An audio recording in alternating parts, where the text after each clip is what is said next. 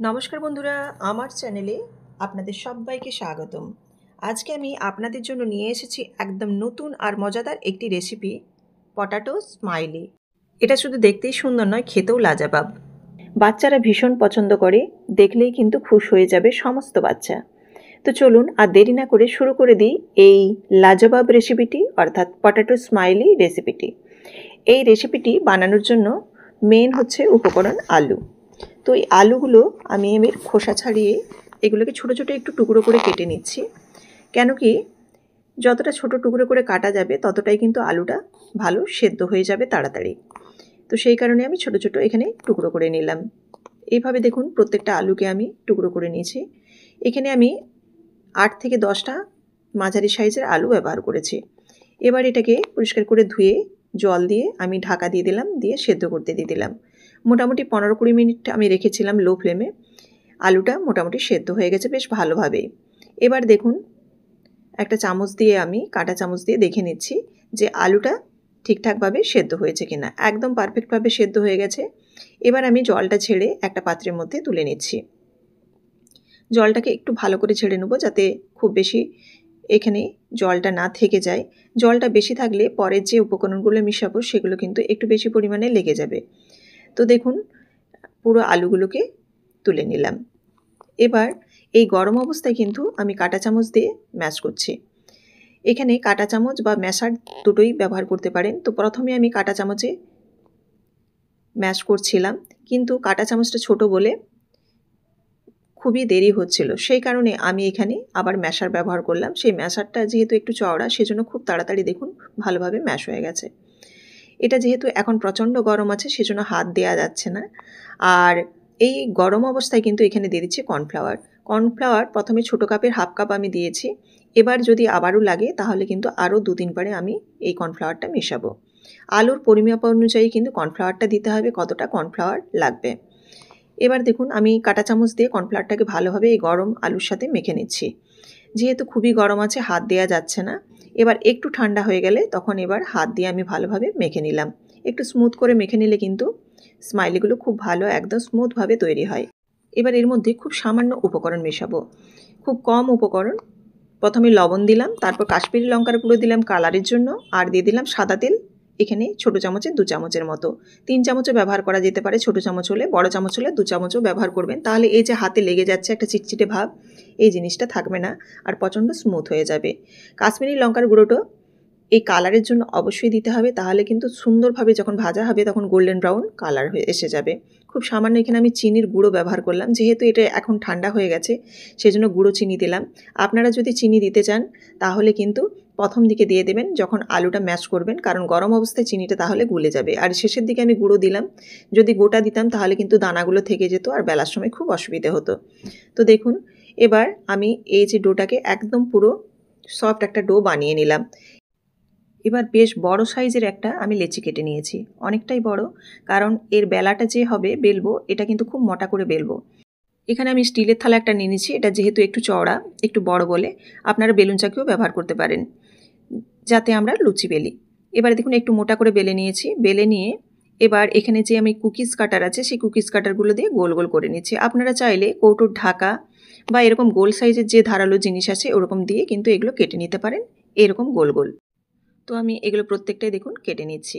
ভীষণ ইজি আর খুব তাড়াতাড়ি হয়ে যায়। যদি কম পরিমাণে বানানো যায় তাহলে কিন্তু খুব একটা বেশি সময় নেয় না। এবার দেখুন এখানে প্রত্যেকটাই আমি কিন্তু সুন্দরভাবে এরকম গোল গোল করে কেটে নিচ্ছি। দেখতেও যতটা সুন্দর হয় খেতেও কিন্তু বেশ ভালো লাগে। বাচ্চারা ভীষণ পছন্দ করে এই রেসিপিটা, দেখতেও যতটা কালারফুল হয় আর একটা স্মাইলি ব্যাপার থাকে, সেজন্য বাচ্চারা কিন্তু ভীষণ একদম এই রেসিপিটাতে খুশ হয়ে যায়। তো দেখুন এইভাবে আমি সমস্তগুলো কেটে নিচ্ছি। এবার স্মাইলি শেপ দেব। এই যে বাকি যেটা রয়ে গেল এটাও আবারও ডো করে নেব, ডো করে আবারও সেমভাবে এরকমভাবে কেটে নেব। মোটা করে বেলে নিয়ে আবারও ওই ডোটাকে এরকমভাবে গোল গোল আবার শেপ দিয়ে দেবো। এখানে আমি দেখুন একটা নোজেল নিয়েছি। এটা কেক যারা বানায় তাদের কাছে থাকে, তো সবাইকার কাছে তো এটা থাকে না। তো তার জন্য কি করবেন সেটাও আমি দেখিয়ে দিচ্ছি। আমি এই নোজেলটা নিয়ে দেখুন দুদিকে দুটো চোখ করে দিয়েছি আর একটা স্মাইলি শেপ দিয়ে দিলাম মুখটা দিয়ে। দেখুন আরেকটা আমার হাতে দেখাচ্ছি, তারপর আমি আবারও একটা দেখাচ্ছি যেটা সবার হাতের কাছে থাকে, সেইটাও অবশ্যই আমি দেখাচ্ছি।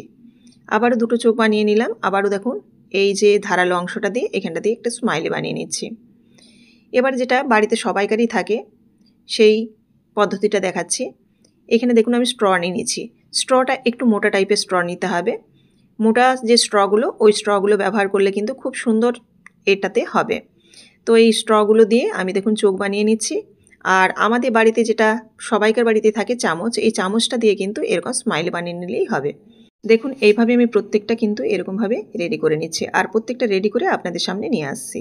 এই যে দেখুন প্রত্যেকটা কিন্তু একদম রেডি হয়ে গেছে, একদম খুব সুন্দরভাবে রেডি হয়েছে আর অপূর্ব দেখতে হয়েছে, দেখেই বুঝতে পাচ্ছেন। এবার এগুলোকে কিন্তু আমি ডিপ ফ্রাই করবো, সেজন্য গরম তেল এখানে রেডি করে নিয়েছি। কড়াইয়ের মধ্যে আমি তেল দিয়ে দিচ্ছি। এখানে আমি লোহার কড়াই ব্যবহার করছি। আমি সাধারণত যে কোনো জিনিস ফ্রাই করার জন্য এই লোহার কড়াইটা ব্যবহার করি, কারণ লোহার কড়াই যে কোনো জিনিস ভাজলে অতিরিক্ত যে পুড়ে যায়, পুড়ে গেলে যে পরিষ্কার করার যে একটা ঝামেলা থাকে সেই ঝামেলাটা কিন্তু একটু কম হয়।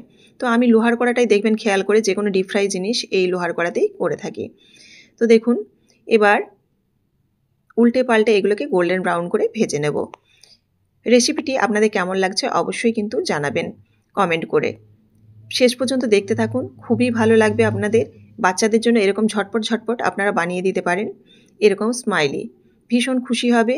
আর যতটা হেলদি ততটা টেস্টিও কিন্তু। এখানে যেহেতু পটেটো আছে অর্থাৎ আলু এবং কর্নফ্লাওয়ার, এই দুটো জিনিসেই, আর সেরকমভাবে কিন্তু কোনো জিনিস এখানে লাগে না। কাশ্মীরি লঙ্কার গুঁড়োটা যেটা দিচ্ছি সেটা কালারের জন্য, এখানে কিন্তু সেরকমভাবে ঝাল হবে না। ভীষণই ভালো লাগে, বাচ্চারা ভীষণ পছন্দ করে। তো ঝটপট ঝটপট এরকমভাবে আপনারা বাচ্চাদের জন্য এই স্ন্যাক্সটা বিকেলের জন্য বানিয়ে দিতে পারেন। এইভাবে দেখুন আমি প্রত্যেকটা ভেজে নিলাম।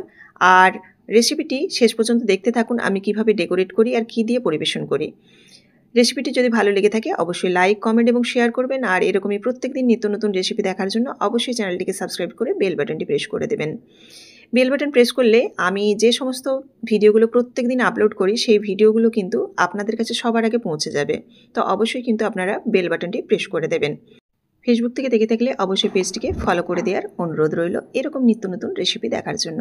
তো এইভাবেই আমি প্রত্যেকটা রেডি করে নিয়েছি। আর দেখুন কতটা সুন্দর হয়েছে, একদম গোল্ডেন ব্রাউন আর দুর্দান্ত একদম কালার এসেছে। খেতেও যতটা সুন্দর দেখতেও ততটা সুন্দর। বিশেষ করে বাচ্চাদের যদি খুশি করতে চান এরকমভাবে ঝটপট করে এরকম পটেটো স্মাইলি আপনারা বানিয়ে দিতে পারেন। আমার রেসিপিগুলি কেমন লাগছে অবশ্যই আমাকে কমেন্ট বক্সে জানাবেন। আর আপনারা আর কী কী রেসিপি দেখতে চান অবশ্যই কিন্তু সেটাও কমেন্টে জানাবেন। আমি অবশ্যই আপনাদের অনুরোধ রাখার চেষ্টা করব। আবারও দেখা হচ্ছে আগামীকাল।